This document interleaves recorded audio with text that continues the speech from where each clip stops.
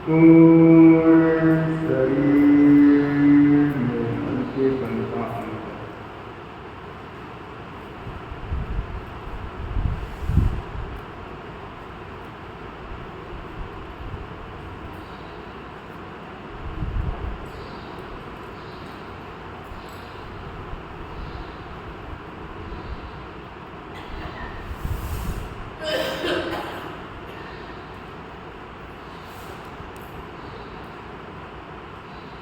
पूरे शरीर को शिथिलता का सुझाव दें। पूरा शरीर शिथिल हो जाए, शिथिल हो जाए, शिथिल हो जाए। पूरा शरीर शिथिल शिथिल शिथिल शिथिल शिथिल हो जाए।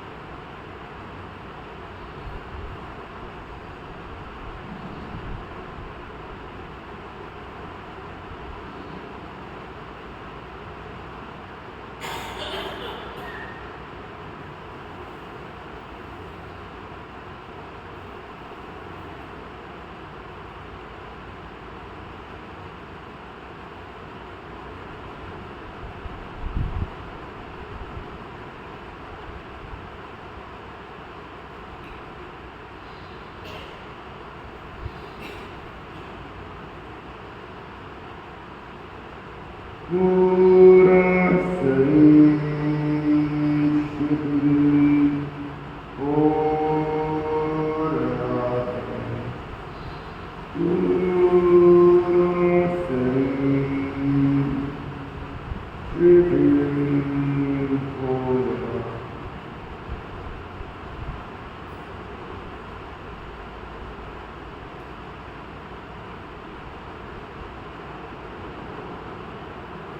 अनुभव करें पूरा शरीर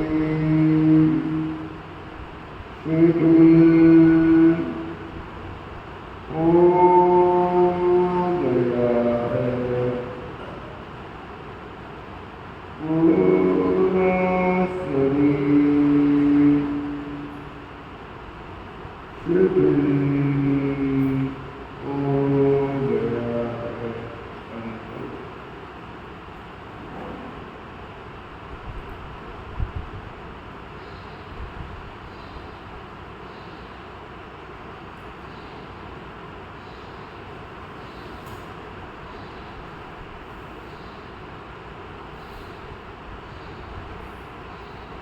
पूरा शरीर शिथिल शिथिल शिथिल शिथिल हो गया है। अनुभव करें।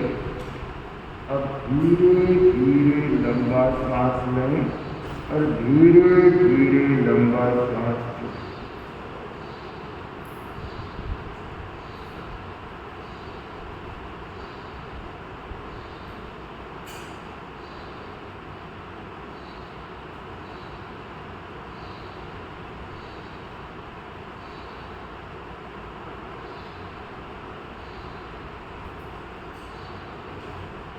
धीरे धीरे लंबा सांस लें, धीरे धीरे लंबा सांस छोड़ें।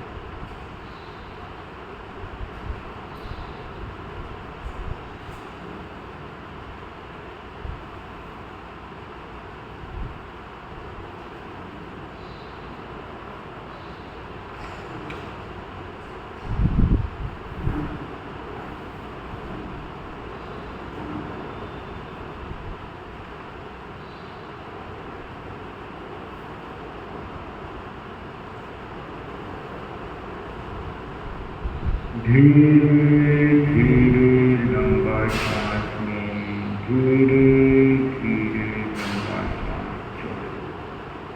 लंबा और लयबद्ध सांस लें, लंबा और लयबद्ध सांस छोड़ें। आते जाते प्रत्येक सांस के प्रति पूरी जागरूकता रखें।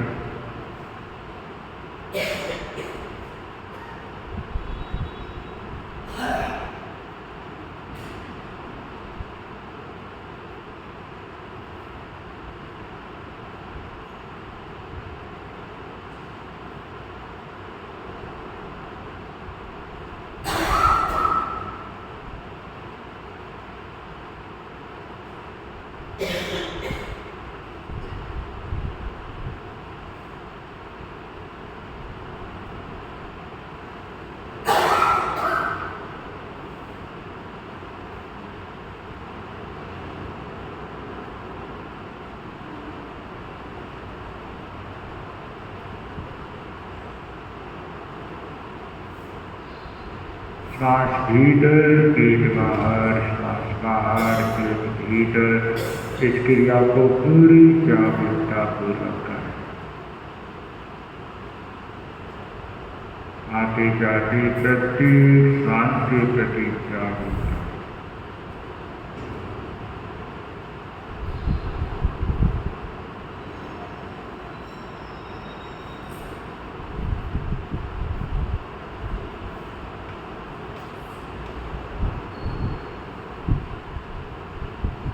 केवल श्वास को देखें, श्वास आ रहा है, श्वास जा रहा है। जानते हुए श्वास को लें, जानते हुए श्वास को छोड़ें। श्वास के प्रति पूरी जागरूकता रखें।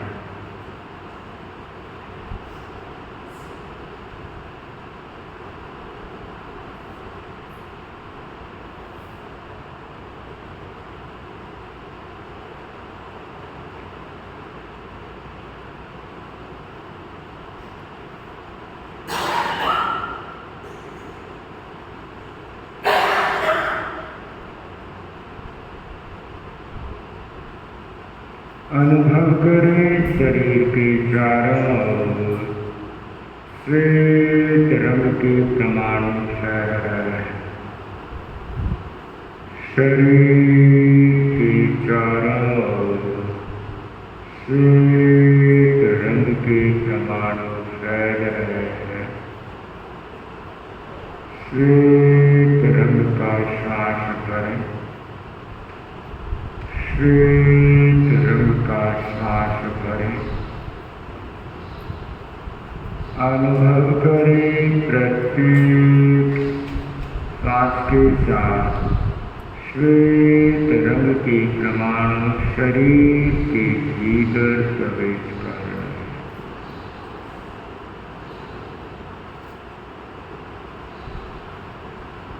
प्रत्येक श्वास के साथ श्वेत रंग के परमाणु शरीर के भीतर प्रवेश कर रहे हैं।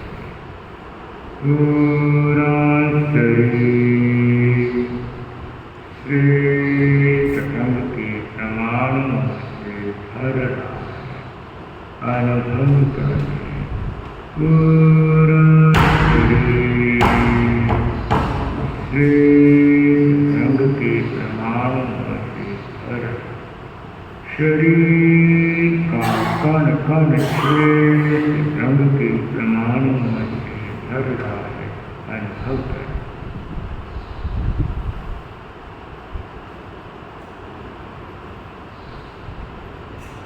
पूरा शरीर श्वेत रंग के परमाणु से भर रहा है।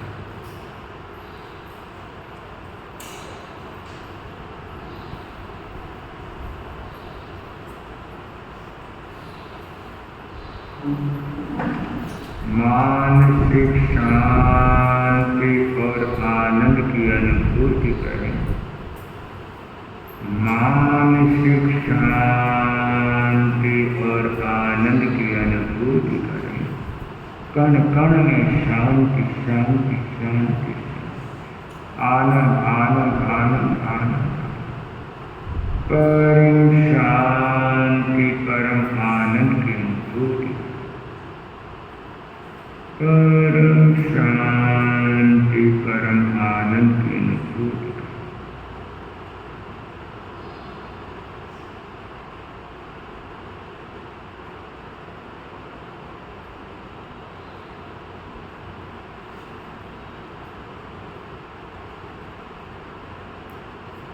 परम शांति परम आनंद की अनुभूति करते हुए एक बार ओम की ध्वनि के साथ प्रयोग संपन्न करें। लंबा सांस भरें।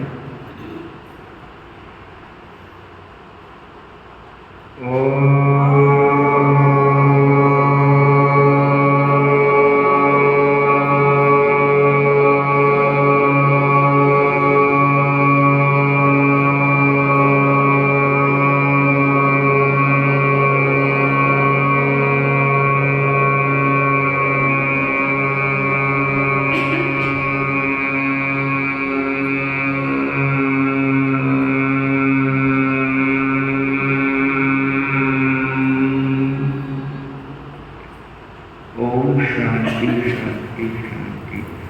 ओम ब्रह्म योग शांति।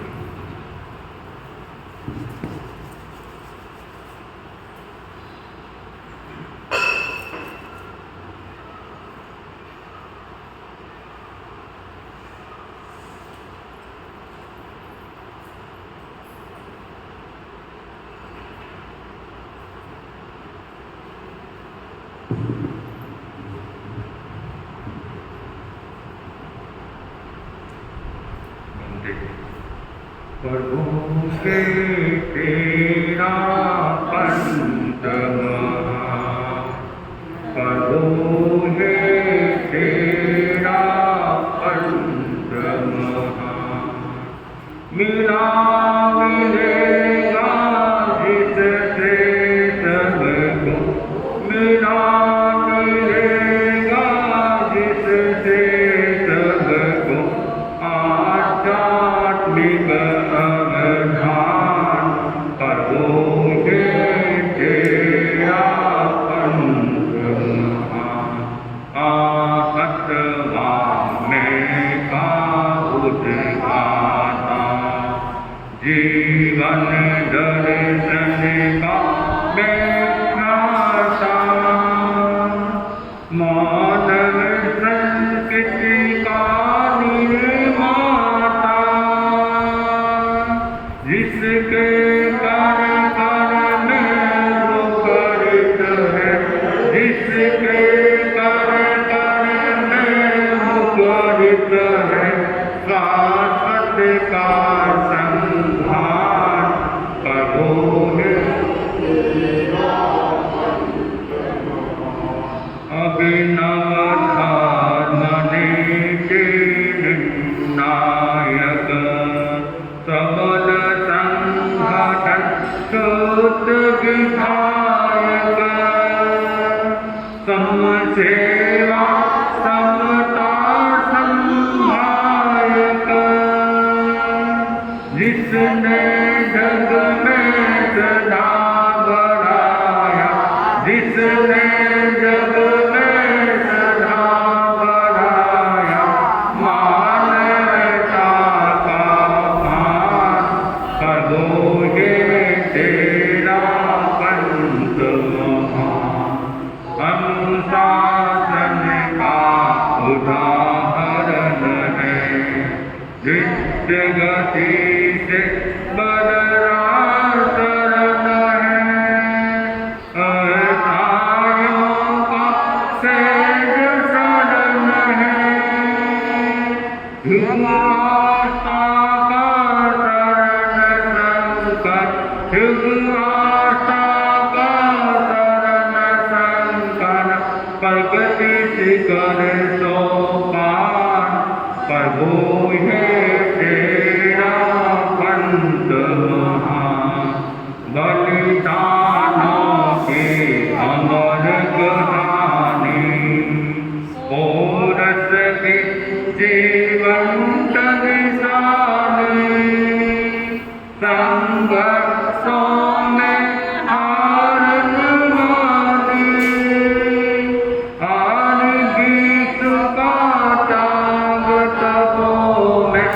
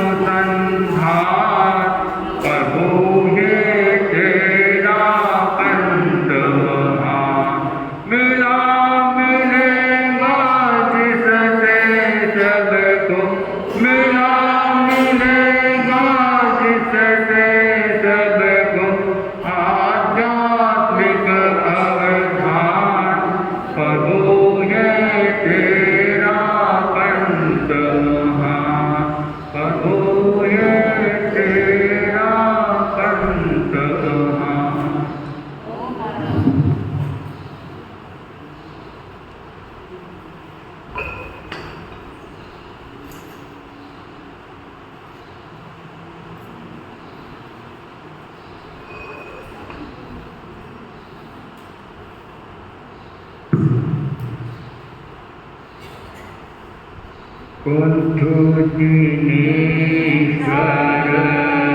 करुणा सागर कुंठु दिनेश्वर करुणा सागर त्रिभुवन चिरंती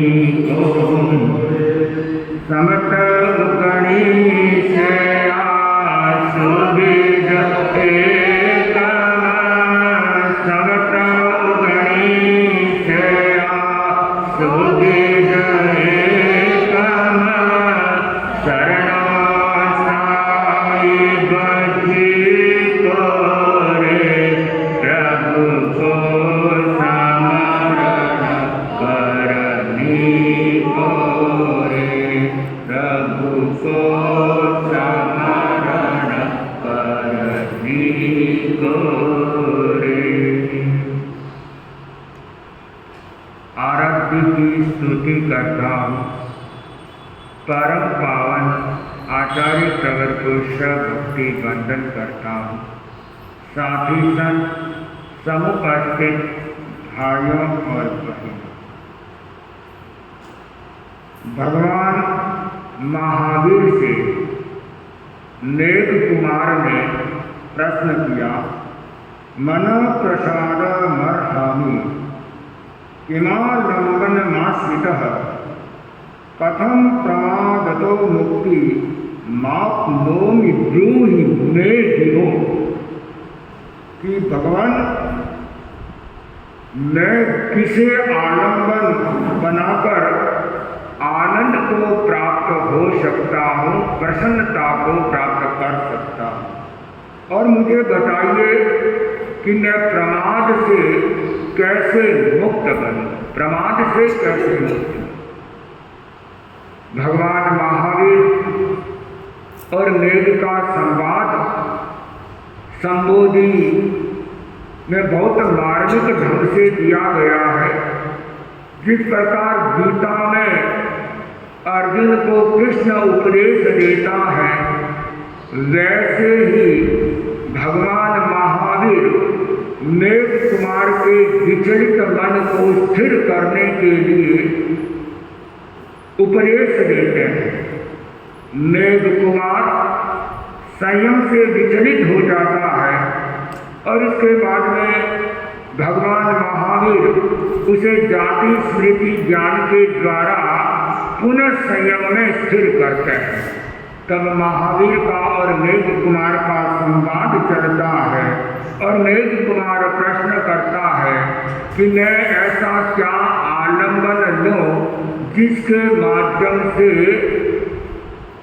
प्रसन्नता को प्राप्त कर सकूं, आनंद को प्राप्त कर सकूं और मेरा जो प्रमाद है वह प्रमाद समाप्त हो जाए, मेरे भीतर में किसी भी प्रकार का प्रमाद न रहे।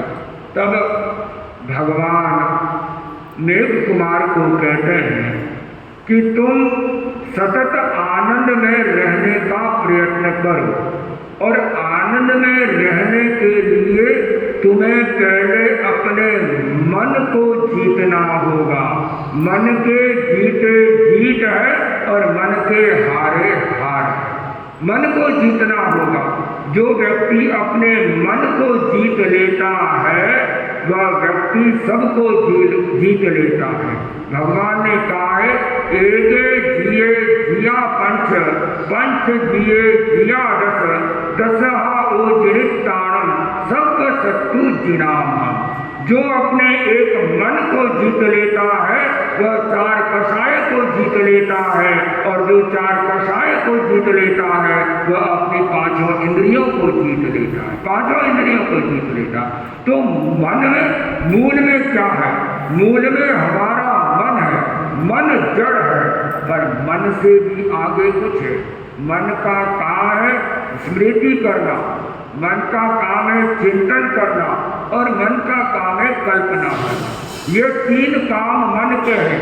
मन कभी स्मृति में रहेगा, अतीत में न जाने क्या क्या घटनाएं होती है, या अतीत में किसी ने आपको कुछ कह दिया हो, किसी ने कोई गाली दे दिया हो, या कोई अच्छा काम भी हो गया होगा और फिर अच्छा काम नहीं होता है तो मन अतीत में चला जाता है, पूर्व में देखता है कि पहले तो ऐसा था अब ऐसा हो रहा है, पहले ऐसा हुआ था अब ऐसा हो रहा है, उसने मुझे वहां पर गाली दिया था।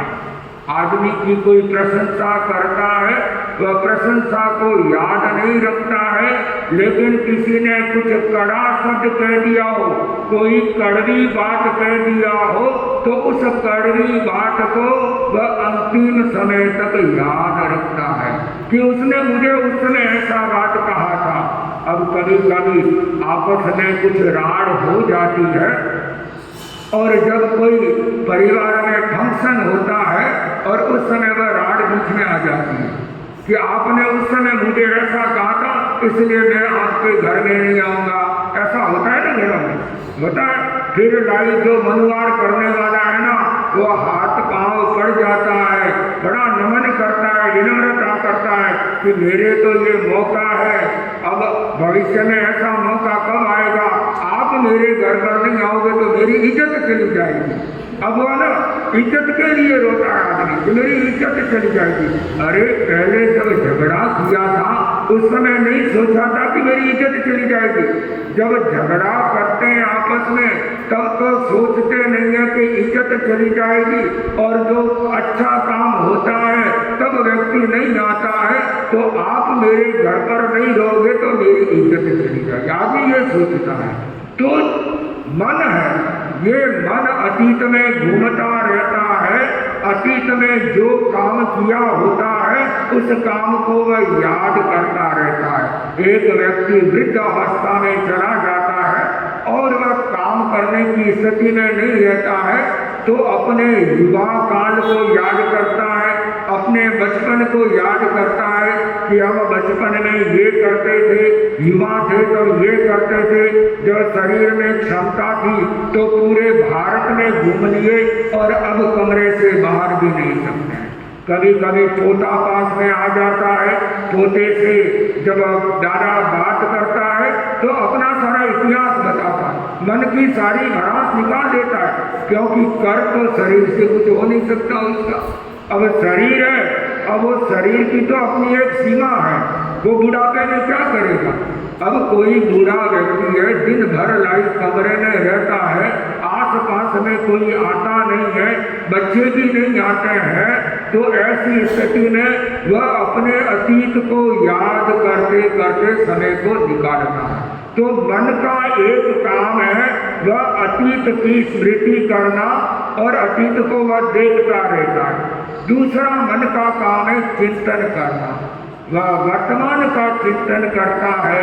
वर्तमान का कोई काम करना होता है, वर्तमान में व्यक्ति व्यापार करता है, महिलाएं घर में काम करती है और वो सोचती है कि आज कौन सा साग बनाना है, कि किसको कौन सा पसंद साग है, आलू का है, प्याज का या तोरू का या मोगर का है। हमारे रोज गोचरी जाते हैं शाम को और रोज मोगर का साग लेकर आते हैं। तो आश्चर्य है कि लोग सब रोज मोगर का साग अच्छा होगा, शायद सबको मोगर ज़्यादा अच्छा लगता होगा, ज़्यादा अच्छा लगता होगा। तो सबको क्या पसंद है, ये व्यक्ति महिलाएं अपना सोचती है कि महिलाओं को घर के सभी सदस्य का ध्यान रखना पड़ता है, सबका ध्यान रखना पड़ता है, तो उस हिसाब से वो खाना बनाती है, तो वो वर्तमान का चिंतन करता है। एक व्यापारी है या उसको अपना और कोई नया काम करना है, मकान बनाना है, तो वह वर्तमान में सारा चिंतन करता है और उसके आधार पर वो सामग्री को इकट्ठी करता है।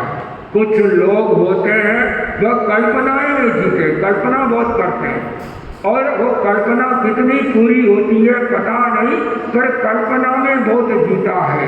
एक व्यक्ति था और उस व्यक्ति ने एक बकरी खरीदा, तब बकरी के बच्चे हुए, उसने बकरी का दूध हुआ और बकरी के दूध को वो बेचने जाता है। बकरी का दूध बहुत पौष्टिक होता है, बहुत पौष्टिक होता है और कई बीमारियों में तो बकरी का दूध रामबाण दवा है। बच्चों के लिए बकरी का दूध बहुत अच्छा होता है। साध्वी पन्ना जी थी तो साध्वी पन्ना जी बहुत तपस्विनी साध्वी थी, बहुत तपस्विनी थी और ताकत भी बहुत थी उनको। जब उनसे पूछा गया कि इतनी ताकत और इतनी लंबी लंबी तपस्या, 6 महीने तक भूखा रहना, 4 महीने तक भूखा रहना, बड़ी तपस्या, कितने सिद्धि तप, भद्रोत्तर तप, इतने बड़े बड़े तप उन्होंने किया है, तो उनसे पूछा गया कि इतनी ताकत कहाँ से, तो बोला बचपन में बकरी का दूध पिया हुआ है। पुराने जमाने में बच्चों को बकरी का दूध पिलाया जाता था और वो पाचन शक्ति में बकरी का दूध बहुत अच्छा काम करता है। तो उसने बकरी का दूध बेचना शुरू किया। ऐसे करके उसने गाय को भी खरीदा और गाय का दूध भी वह इकट्ठा किया और दही बनाने लगा और एक दिन वह दही की मटकी लेकर के बेचने के लिए जा रहा था।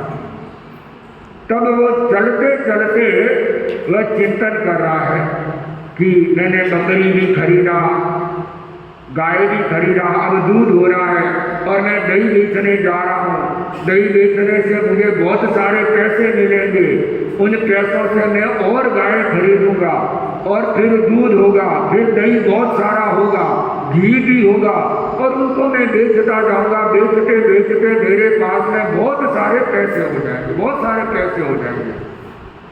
फिर मैं अपना मकान बनाऊंगा और मकान बनाने के बाद में मकान जब अच्छा होगा तो लोग आएंगे कि हमारी बेटी की शादी तुम्हारे साथ करना चाहते हैं। मकान को देख करके फिर लोग अपने आप बेटी देने आ जाएंगे। आजकल लड़कियां जब लड़के को देखती है तो लड़कियों का पहला प्रश्न होता है कि घर का मकान है या नहीं, है ना, उसके साथ में काम करने वाली है या नहीं है, ये लड़कियों का पहले प्रश्न होता है। कई प्रश्न तो पहले, फिर मोबाइल कितने का दोगे तुम मेरे को, अब इस प्रकार के प्रश्न होते हैं। तो स्वाभाविक है, तो उसने सोचा कि मकान अच्छा सा बन जाएगा तो फिर कोई लड़की वाले आएंगे और मेरे को लड़की दे देंगे। लड़की जब होगी तब फिर शादी करूंगा और शादी करने के बाद में मेरे बच्चे होंगे। अब बच्चे होंगे तो बच्चे तो लाइफ चंचल होते ही है, स्वाभाविक है, चंचलता करते हैं। जब बच्चे चंचलता करेंगे तो फिर मैं उनको थप्पड़ मारूंगा। तो हाथ सिर पर घड़ा था, घड़ा तो ऐसे था तो उसने सच में थप्पड़ मारना था। अब कल्पना में आदमी जीता है तो हाथ तो नीचे आ गया और थप्पड़ मारा ऐसे और लटका नीचे गिर गया। अब जो व्यक्ति कल्पना में जीता है वह कल्पना कभी पूरी नहीं होती है, चाह कभी पूरी नहीं होती है। जो चाह को जीत लेता है वह शहंशाह होता है, जो चाह को जीत लेता है वह शहंशाह होता है। तो मन का काम है कि मन स्मृति करता है, मन चिंतन करता है, मन कल्पना करता है। तो भगवान ने कहा है कि तुम अपने मन को जीतो, मन को जीतो। और जो मन को जीत लेता है वह शहंशाह होता है। तो मन के जीते जीत है, मन के हारे हार है। हमारे यहाँ एक दोहा चलता है, प्रसिद्ध दोहा है, मन लोभी मन लालची, मन चंचल मन चोर, मन के मते में चालिए पलक पलक मन और मैं वहां पर लिखता हूं कि मन गंगा मन गोमती और मन ही तीर्थराज। मन गंगा मन गोमती मन ही तीर्थराज, मन के साधे सब सदे सदे आत्मिक काज, सदे आत्मिक काज। जो मन को साध लेता है वह अपनी आत्मा का सारा काम साध लेता है, सिद्ध कर लेता है। तो हमारी मन ही गंगा है, मन ही गोमती है। हमने तो मन को एक आरोपित कर दिया कि मन चंचल है। आचार्य महाप्रभु जी कहा करते हैं, किसने कहा मन चंचल है? मन चंचल नहीं है, चंचल हमारी चेतना है, चंचल हमारी चेतना की किरण है, चंचल हमारा चित्त है। जो चित्त है वह तो मालिक है और मन है वह गुलाम है। मन तो बेचारा मालिक जैसा आदेश कहता है वैसा ही कर लेता है, वैसा ही कर लेता है। तो मन तो आपका गुलाम है, मन को जैसे चलाओ वैसे चल लेता है। तो हमें तो अपने चित्त को पवित्र करना है, चित्त को शांत करना है। चित्त के भीतर में जो वासना है, जो कामना है, जो लोभ है, उस चित्त के लोभ का शोधन करना है। तो चित्त को जीतना बहुत जरूरी है। और चित्त से भी आगे एक शब्द और है, वह है भाव, अध्यवसाय। ये अध्यवसाय हमारे किस प्रकार से है? शुभ प्रशस्त अध्यवसाय है तो आपका चित्त शांत रहेगा।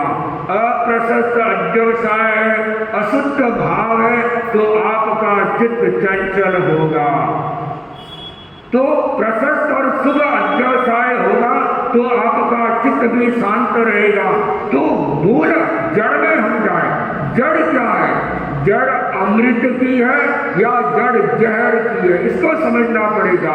एक वृक्ष था और उस वृक्ष पर फल बहुत मीठे मीठे लग रहे थे। लोग आते थे, मीठे और सुंदर फल को देखते थे और वो फल खा लेते थे। अब ऊपर ऊपर देखा है, ऊपर से फल बहुत सुंदर है, खाने में भी बहुत स्वादिष्ट है, और खाने के बाद में आदमी की मृत्यु हो जाती है। तो लोगों ने देखा कि क्या बात है, जब ये फल खाते हैं तो आदमी मर जाता है, तो फल सारे निकाल दिए, फल निकाल दिए, नहीं तो और कोई आएगा और मर जाएगा, फल निकाल दिए। तो अब ऋतुराज वापस आता है और फल वापस लग जाते हैं। तो लोगों को बड़ा आश्चर्य, वापस फल आ गया। तो बोला कि डालियां ही काट लेते हैं, तो डालियां नहीं होगी तो फल भी नहीं लगेंगे।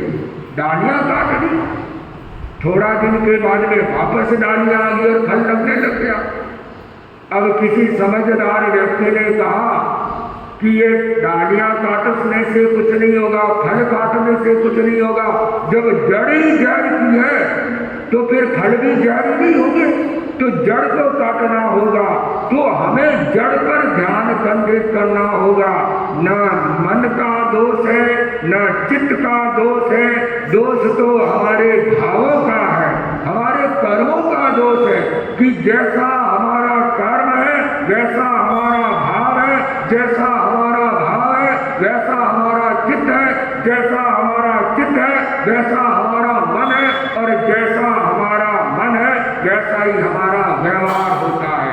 हम आचार और व्यवहार भी वैसा करेंगे। तो इसलिए हमें जड़ पर ध्यान देना होगा, भाव पर ध्यान देना होगा। तब भगवान महावीर कहते हैं कि तुम भाव की साधना करो, तुम ऊपर की साधना मत करो। तपस्या करने वाले होते हैं वो बाह्य तपस्या करते हैं, उपवास, बेला तेला, मांसकरण, चौमासी, छमासी तप करते हैं, अच्छी बात है, वह तपस्या अच्छी बात है, पर ऊपरी तपस्या नहीं होनी चाहिए, भीतर की तपस्या होनी चाहिए, भाव विशुद्धि की तपस्या होनी चाहिए। जब हमारा भाव विशुद्ध हो जाएगा, भाव विशुद्ध होगा तो मन में सरलता आएगी, और जहाँ सरलता होगी वहाँ धर्म स्वतः ही निवास कर जाएगा। सन्यासी थे और सन्यासी मार्ग भटक गए। तो चलते चलते रास्ते में एक खेत आया और किसान को आवाज दिया कि किसान भी खेत में काम कर रहा था, काम छोड़ करके आया, आकर के मुनि जी को प्रणाम किया, और मुनि जी ने कहा कि हम रास्ता भूल गए हैं, तो आप हमें बताइए, हमें उस गांव में जाना है, कौन से रास्ते से जाएं। भला आदमी था, सरल आदमी था। किसान लोग होते हैं, सरल होते हैं, सहज होते हैं, गाँवों के लोग बड़े भले होते हैं। तो उसने कहा कि मुनि जी, मैं थोड़ा सा आपके साथ चलता हूँ, और वहाँ से फिर जो मार्ग खंडता है मैं आपको बता दूंगा।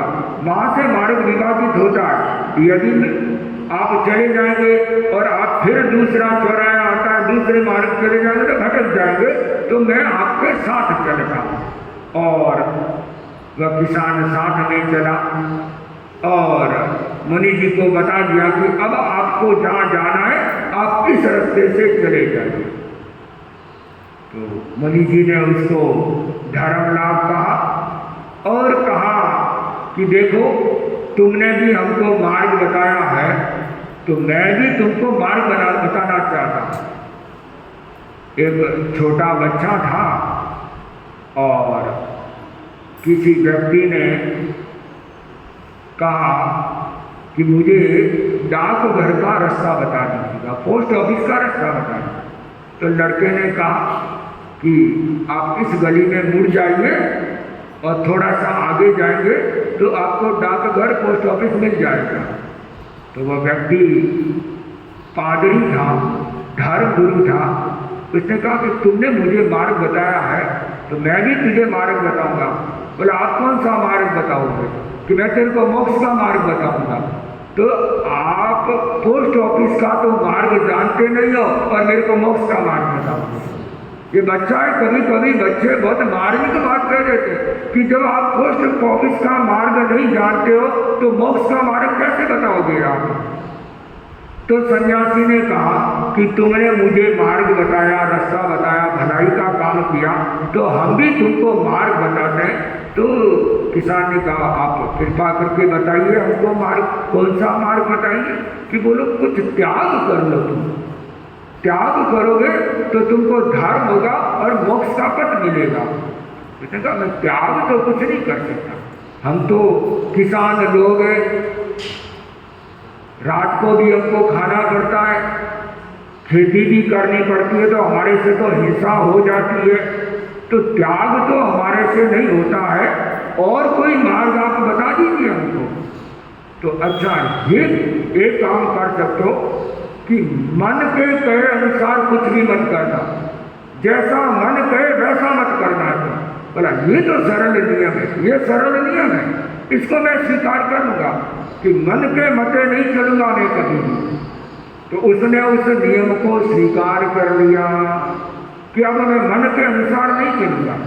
अब सन्यासी तो अपने मार्ग पर चल पड़े, और वो जैसे ही मुड़ा चलने के लिए, चलते ही उसके मन में आ गया, अरे मुझे तो खेत में जाना है, मन में आ गया है, तो मन का तो मुझे करना नहीं है, मैंने ये नियम ले रखा है। और वो वहीं पर खड़ा हो गया। इतने में खुजली होने लगी। खुजली होते ही उसने जैसे ही हाथ को चलाना शुरू किया, तब उसके मन में आ रही मन का काम करना नहीं है, तो अब कैसे? तो वो स्थिर हो गया। जो मन में आता है वो करने को तत्पर होता है, तभी उसको नियम याद आ जाता है कि मन का काम करना नहीं है, मन जैसा कहे वैसा करना नहीं है। आश्चर्य होगा, उसने मन को जीत लिया, कायोत्सव की मुद्रा में खड़ा है।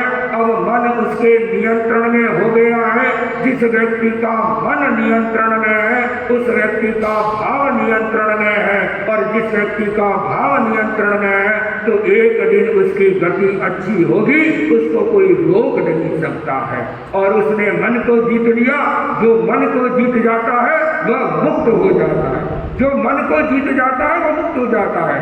और मैंने केदारनाथ में एक स्लोगन दिया था, एक सूत्र दिया था, जो रिक्त होता है वही मुक्त होता है, जो रिक्त होता है वही मुक्त होता है। हमारे भीतर में इतने कसाय हैं, और ये कसाय है वो सारे के सारे मन के साथ में जुड़े हुए हैं। तो जो मन से रिक्त हो जाता है, जो मन से खाली हो जाता है, वह व्यक्ति मुक्त हो जाता है। तो मेघ कुमार को भगवान महावीर ने कहा कि मेघ कुमार तुम अपने मन को जीतो, और जो मन को जीतेगा, जो अपने चित्त को जीतेगा, जो अपने अध्यवसाय को जीतेगा, वह अपने आत्मा में रमण करेगा, आत्मा का आनंद प्राप्त करेगा। तो तुमको आत्मा का आनंद प्राप्त करना है, प्रमाद से मुक्त होना है, तो तुम अपने मन को नियंत्रण करो, अपने मन को अपने अधीन करो, मन के गुलाम मत बनो, मन को अपना गुलाम बनाओ। यदि तुम अपने मन को गुलाम बनाना सीख लोगे तो एक दिन निश्चित रूप से तुम मुक्त हो जाओगे, प्रमाद से मुक्त हो जाओगे, और शाश्वत आनंद को प्राप्त कर लोगे। हमें शाश्वत आनंद को प्राप्त करना, शाश्वत सुख को प्राप्त करना है। ऐसा प्रकाश हमारे भीतर में प्रकट हो कि वह कभी बूझे नहीं। हमारे भीतर में सूर्य का प्रकाश होना चाहिए, दिए का प्रकाश नहीं होना चाहिए। दिया है वह तो थोड़ा सा पवन का झोंका आता है और वह बुझ जाता है, दिए का प्रकाश बुझ जाता है, मोमबत्ती का प्रकाश बुझ जाता है, पर कभी सूर्य का प्रकाश बुझता है क्या? सूर्य सदा अखंड रहता है। आज भारत में नहीं है, कोई बात नहीं रात को, लेकिन वह दूसरे देश में तो होगा, कहीं न कहीं तो सूर्य अवस्थित रहेगा। तो हमारे भीतर में सूर्य का प्रकाश प्रकट होना चाहिए, न कि दिए का प्रकाश होना चाहिए। तो जो व्यक्ति अपने मन को जीत लेता है, जो व्यक्ति कसाय को जीत लेता है, जो व्यक्ति इंद्रियों को जीत लेता है, वह अपने भीतर सूर्य के प्रकाश को प्रकट कर लेता है। सूर्य का प्रकाश अर्थात आत्मा का प्रकाश, और आत्मा का प्रकाश नाणस्थ सभस्व प्रकाशनाय अन्नाण मोह से विरजनाय, कि जो व्यक्ति अपने मोह को जीत लेता है, जो व्यक्ति अपने अज्ञान को समाप्त कर लेता है, वह ज्ञान का प्रकाश प्राप्त कर लेता है। तो ज्ञान परमम नाणम तोदया, जो ज्ञान के प्रकाश को प्रकट कर लेता है, वह आत्मा के सुख को प्राप्त कर लेता है। तो हमें सब, हम सबको, हम तपस्या कर रहे हैं, माला कर रहे हैं, सामायिक कर रहे हैं, त्याग कर रहे हैं, इस सब का उद्देश्य एक ही है कि हमारे भीतर में आत्मा का प्रकाश प्रकट हो, आत्मा का प्रकाश प्रकट हो। तो आत्मा के प्रकाश के लिए अतिमुक्तक की भावना तीव्रतम हो रही है, और अपनी बात अपनी माता के सामने बड़े तर्क के साथ में रख रहा है। माँ कह रही है कि बेटा तुम संन्यास ले लोगे, पता नहीं क्या खाने को मिलेगा, सोने को क्या मिलेगा, यहाँ तो तुम राजमहल में हो, और कितने अच्छा तुम्हारा राजमहल है, सोने के लिए कितने अच्छे बिस्तर है, खाने के लिए कितने पकवान हैं, और तुम सन्यासी बन जाओगे तो तुम्हें क्या मिलेगा? कुछ नहीं मिलेगा। साधु के लिए तो कहा गया है कि कभी घी घड़ा और कभी मुट्ठी चढ़ा, ये तो साधु है। कभी तो बहुत सारा मिल जाता है और कभी कभी भूखा भी रहना पड़ जाता है, ऐसा भी स्थिति हो जाता है। तो साधु है, बन जाएगा तुम साधु। अभी तो तुम राजमहलों में मौज कर रहे हो, और बाद में तुमको फकीरी का जीवन जीना पड़ेगा, और जब बीमार हो जाएगा तब फिर क्या करेगा? कहाँ से डॉक्टर आएगा, कहाँ से व्यक्ति आएगा? और जंगल में यदि बीमार पड़ गया तो फिर कोई सार संभाल करने वाला नहीं होगा। माँ की ममता बोल रही है, और येन केन प्रकारेण बच्चा मान जाए कि ये दीक्षा के लिए मना कर दे, दीक्षा के लिए तैयार नहीं हो, लेकिन अति मुक्तक के भीतर में प्रबल भाव था कि चाहे कुछ भी हो जाए मुझे दीक्षा लेनी है। और वह स्पष्ट रूप से माता को कह देता है कि माता, जंगल में जब हिरण, मृग, शेर, जानवर, पशु पक्षी ये बीमार होते हैं तो उनकी कौन सेवा करता है? उनके कौन डॉक्टर आते हैं? तो मैं भी मृगचर्या की भांति अपने साधु बने की साधना करूंगा। साधु है वह तो न आज का सोचता है न कल का सोचता है, वह तो जो मिल गया उसी में राजा भोज है।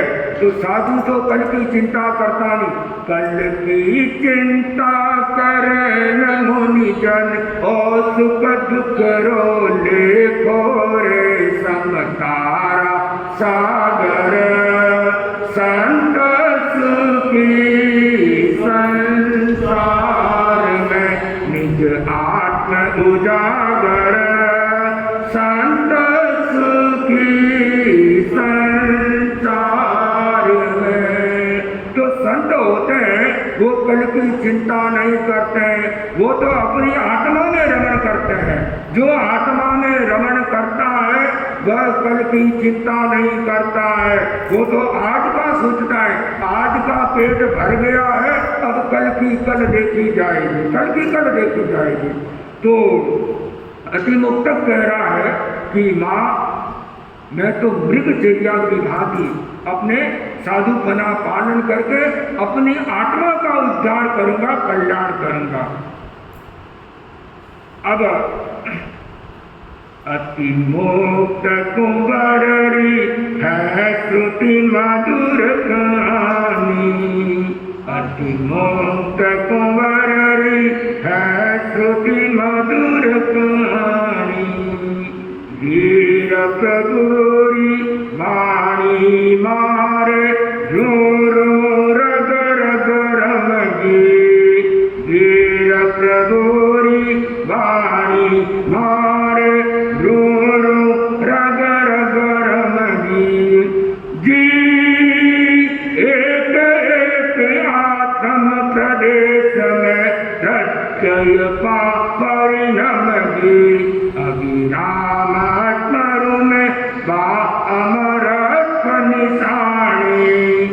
अति मोक्त कुमारी है श्रुति मधुर कहानी।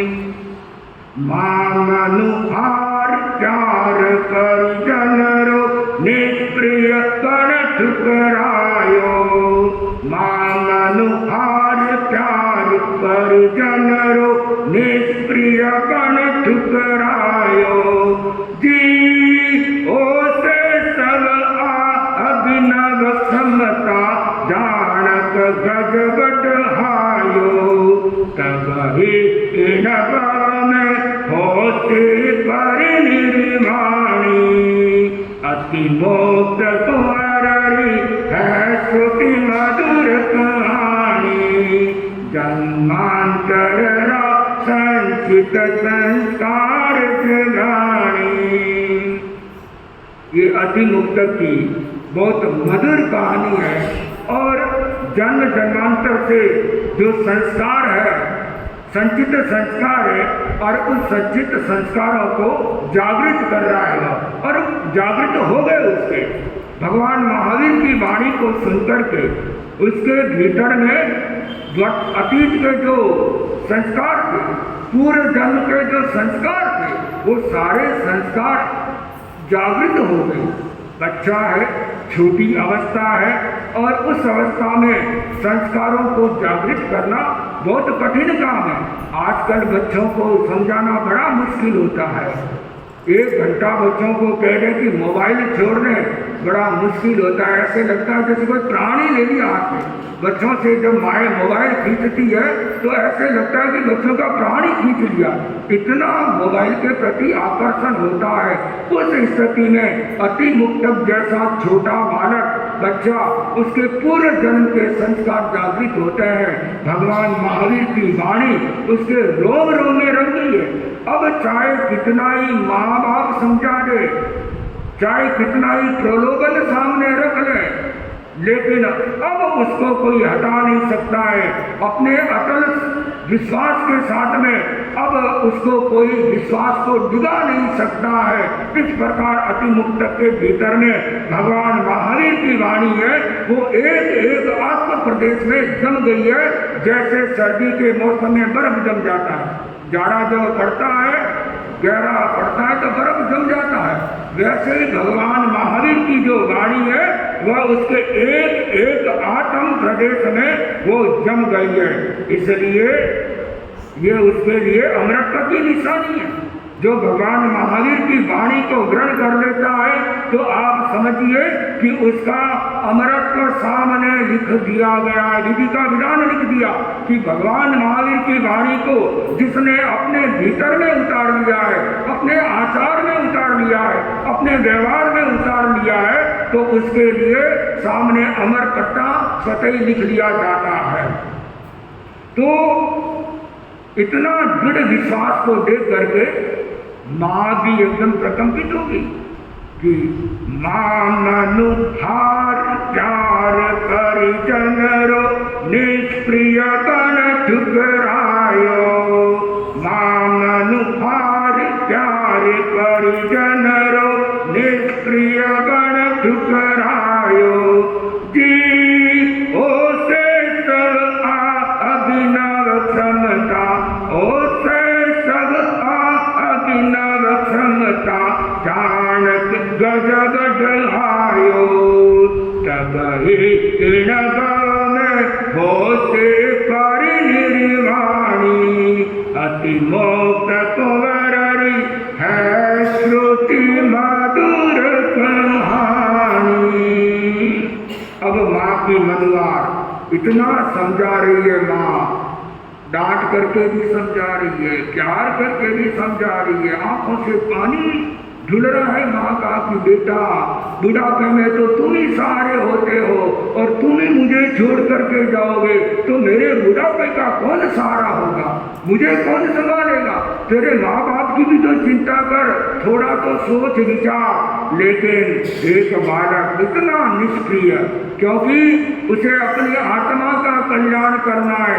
जहाँ आत्मा की बात होती है तो न माँ होती है, न बाप होता है, न भाई बंधु होते हैं, न परिवार होता है। जहाँ आत्मा की बात है। व्यवहार जगत में आदमी को माता पिता का भी सम्मान करना चाहिए, व्यवहार जगत में भाई बंधु का भी सम्मान करना चाहिए, लेकिन जहाँ आत्मा की बात होती है। जब मैं देहरादून था तो एक संतों ने मुझे पूछा कि जय कुमार जी, फिर दीक्षा ले लिया हो तो माता पिता का भी तो सोचो, माँ का भी सोचो। तो मैंने कहा मैं तो वो ज़्यादा सोच रहा हूँ माँ का, मेरे भाई तो कितना सोचते होंगे मुझे पता नहीं है, पर मैं ज़्यादा सोच रहा हूँ। क्यों? क्योंकि मेरे भाई तो है ना माता पिता की, माँ की अच्छी सेवा कर लेंगे, वो उनको धन धान्य संपदा से तो वो कमी नहीं आने देंगे, उनको उनकी सेवा में सम्मान में तो कोई कमी नहीं आने देंगे, लेकिन वो भटकाएंगे तो संसार में उनको तो संसार में भटकाएंगे। मैं क्या करूँगा? साधु बनूंगा, साधु बन करके उनको अध्यात्म की मार्ग की प्रेरणा दूंगा, तो वो क्या करेंगे? अपनी आत्मा का कल्याण करेगी। तो मैं तो उनके आत्मा की चिंता करता हूँ और मेरे भाई उनकी शरीर की चिंता करेगी। तो आत्मा की चिंता ज़्यादा महत्वपूर्ण है कि शरीर की चिंता ज़्यादा महत्वपूर्ण है? चिंता तो आत्मा की होनी चाहिए। तो अतिमुक्त सोच रहा है, निष्क्रिय बन गया, वो सोचना बंद कर दिया कि मुझे माता पिता की सेवा करनी है, पर माता पिता के आत्मा की सेवा करनी है। और इन्हें थोड़े से लोभ में, थोड़े से लालच में मैं इतना बड़ा नुकसान कैसे कर सकता हूँ? तो वह एकदम निष्क्रिय हो गया। कोई मोह नहीं माँ से, माँ इतनी समझा रही है, रो रो करके समझा रही है, पर वो इतना निष्क्रिय हो गया। और ओ शेष अभिनव क्षमता कि ये बालक और इस बालक के भीतर में कितनी बड़ी क्षमता है। छोटा सा बच्चा होकर के इतना संयम के मार्ग पर चलना, दुधारू धार पर चलना बड़ा कठिन काम है। और उस कठिन काम के लिए इस बच्चे के भीतर में कितनी क्षमता है, जानो गजब ढह गयो। अपने कई बार कहते ना गजब वो भी बाटा, गजब को काम कर दियो, तो गजब ढह गया इस व्यक्ति के में। इसलिए इतना दृढ़ संकल्प अति मुक्तक के भीतर में है। तब कहा जाता है कि अति मुक्तक उसी भव में परिनिर्वाण को प्राप्त हो जाएगा। तो उस परिनिर्वाण के लिए वो क्या किस मार्ग पर चलता है, उसके लिए हम आगे चर्चा करने का भाव रखते हैं। इसी मंगल भावना के साथ हो आ रहे हैं। तपस्या का क्रम वापस शुरू हो गया है। लताबाई के आज 10 का पालना है और अंकिताबाई के आज 10 है। आज 10 है और भी भाई बहन प्रेरणा ले और तपस्या में अपने आप को, तपस्या है ये आत्म कल्याण का मार्ग है। अपने आत्मा के लिए तपस्या, ज्ञान, दर्शन, चारित्र, तप, ये तप की जो साधना है ये बहुत बड़ी बात है। बहुत सी माया वर्षी तप कर रही है, कितनी बड़ी संसार पक्षी बुआ जी है, दोनों बुआ जी, विराम बुआ जी, सुंदर बुआ जी, दोनों के वर्षों से 32, 33, 34 कितना पता नहीं वर्षी तप चल रहा है। बहुत बड़ी बात है लंबे समय तक वर्षी तप करना। और भी ये राममल जी की धर्मपत्नी भी वर्षी तप कर रही है। तो तपस्या है ये अपना आप में बहुत महत्वपूर्ण है। एकासन का लंबे समय तक तपस्या करना, बेला तेला तपस्या करना, ये सब आत्म कल्याण के लिए तपस्या है। हमारा आत्मा का कल्याण हो, चातुर्मास का समय है, इसमें ज़्यादा से ज़्यादा तपस्या करके अपना आत्मा का कल्याण करे। इसी मंगल भावना के साथ हाँ, सुंदर बुआ जी के तो दोनों डूंगर संजीव बंसाली सर जोड़े 32, 33 ये वर्षी तप करना बहुत बड़ी बात है। तो ये तपस्या ये आत्मार्थी होते, निर्जरा का जब भाव होता है, अनासक्ति की भावना होती है, तब ये इतना बड़ा तप होता है। तप भी अच्छी बात है, तो तप की साधना करें। और सबसे बड़ी साधना है वो समता की साधना। तप के साथ में और समता की साधना हो जाए तो और अच्छा काम हो जाता है। तो समता की साधना भी करें। इसी मंगल भावना के साथ ओम कर। कहाँ है चांदनी उपवास की बारी? आज की उपवास की बारी मोहम्मद कोटी, कल की उपवास की बारी अंकिता कोटी,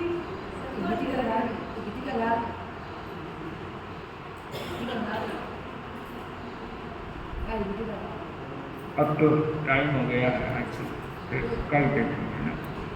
मंगल पाठ।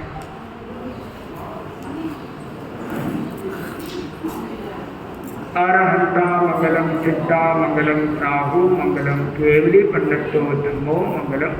अरहंता लोकतमा सिद्धा लोकतमा शाहु लोकतमा केवली पंडितो धम्मो लोकतमो। अरहंते शरणं पवज्जामि सिद्धि शरणं पवज्जामि साहु शरणं पवज्जामि केवली पंडितम धम्मं शरणं पवज्जामि। विघ्न हरण मंगल करण स्वाम भिक्षुनो नाम गुण ओलक समरण किया सरल विद्या काम। एक दिवसीय त्याग आज क्या चीज का किया? आइसक्रीम का त्याग है।